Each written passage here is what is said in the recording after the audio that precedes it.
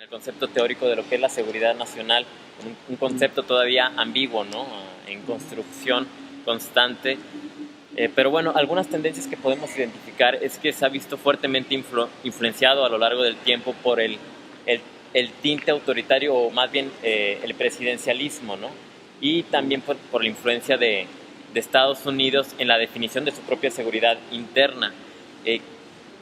Estas variables, ¿qué características tienen dentro de que se haya emprendido una lucha como la actual, y qué proyecciones a futuro podemos encontrar de que estas dos variables determinen esta agenda, bueno, que de la seguridad nacional en México? Mira, René, uno de los problemas que tiene la utilización de seguridad nacional por el gobierno federal es que no la ha llenado de contenido fáctico. Te lo ejemplifico de dos maneras. Primero, en 1987 el presidente Miguel de la Madrid informó a la sociedad que el narcotráfico era la principal amenaza a la seguridad nacional.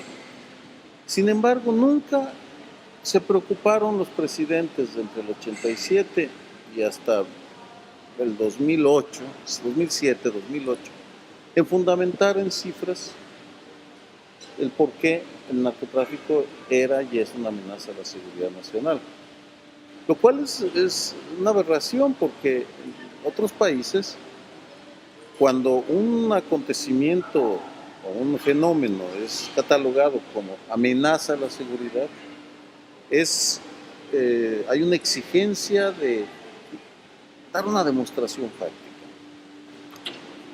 En el caso de Felipe Calderón, es evidente esta falta de sustancia en la utilización del concepto, en la manera como él declaró la guerra a las drogas en el 2007, en 2006, en diciembre del 2006, pero sobre todo en febrero del 2007, en un discurso que dio ante la Fuerza Aérea, el Día de la Fuerza Aérea en Zapopan, Jalisco.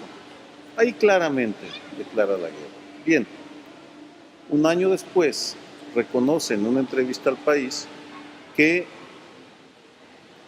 a Felipe Calderón creo que debió haber sido médico, o su vocación perdida era doctor, porque con frecuencia utiliza metáforas de la medicina. Y en esa entrevista Felipe Calderón dice al País de España: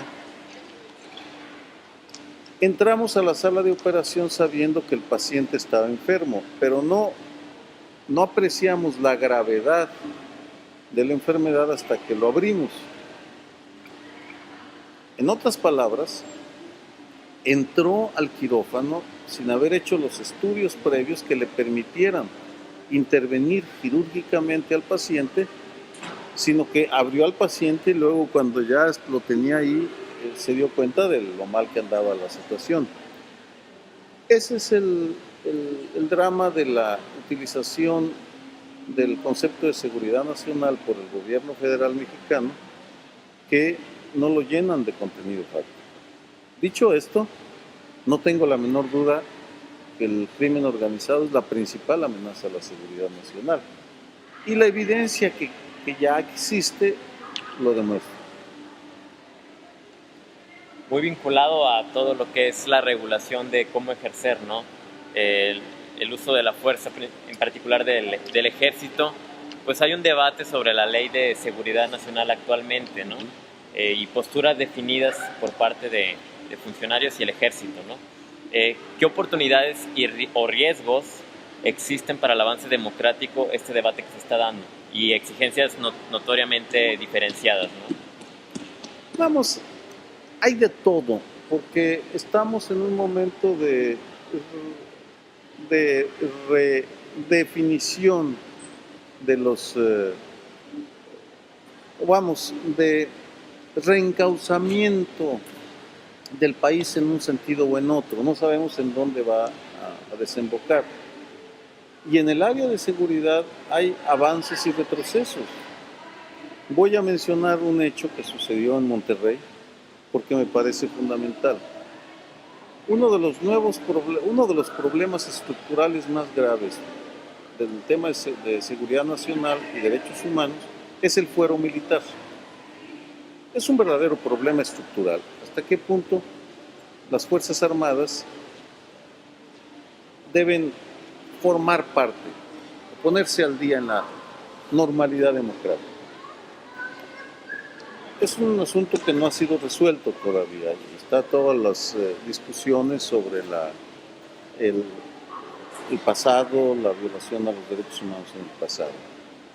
Pues bien, aquí en Monterrey, el asesinato por el ejército de los 12 jóvenes estudiantes del TEC llevaron a que se dieran parteaguas en la disposición del ejército a reconocer su responsabilidad en la violación a los derechos humanos, porque terminó aceptando la recomendación 53 de la Comisión Nacional de Derechos Humanos. Sobre la alteración de...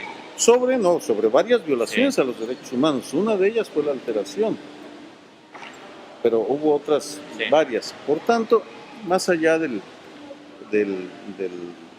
que va a suceder en ese tema, el hecho es que estamos ante un indicio de que las Fuerzas Armadas están dispuestas a revisar cuál es el marco, cuál es la relación que debe existir entre seguridad nacional y derechos humanos, que es uno de los puntos nodales en la definición de una sociedad democrática. No puede uno, por tanto, concluir que todo está mal o que todo está bien. Estamos en un proceso de construcción muy doloroso, en el cual puede llegar a prevalecer una visión represora, cerrada, estrecha de lo que es la seguridad nacional frente a la democracia y los derechos humanos, o bien una relación más equilibrada, más propia de un país democrático. Es una tensión todavía no resuelta, y de la forma como se resuelva dependerá si en unos años podemos decir que México es un país democrático o bien es un país que está siendo gobernado por un régimen militar como lo desea el 41% de la población mexicana. Bueno, muchas gracias, Sergio. René, gracias a ti. Nos vemos un placer. Gracias.